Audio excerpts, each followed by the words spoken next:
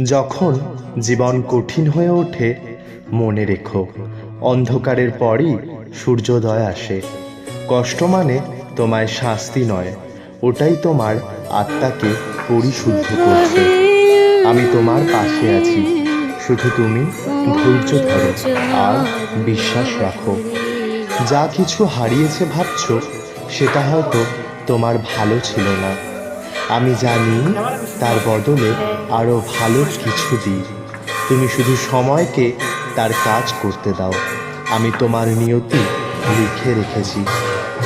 জীবনের প্রতিটি কষ্টই আমার পাঠানো এক একটি শিক্ষা। যতক্ষণ তুমি লড়াই করছো, ততক্ষণ তুমি জিতছো। কারণ আমি কখনো সেই মানুষটাকে পরাজিত করি না যে নিজের উপর বিশ্বাস রাখে। মানুষ তোমায় ভুল বুঝতে পারে, অবহেলা করতে পারে,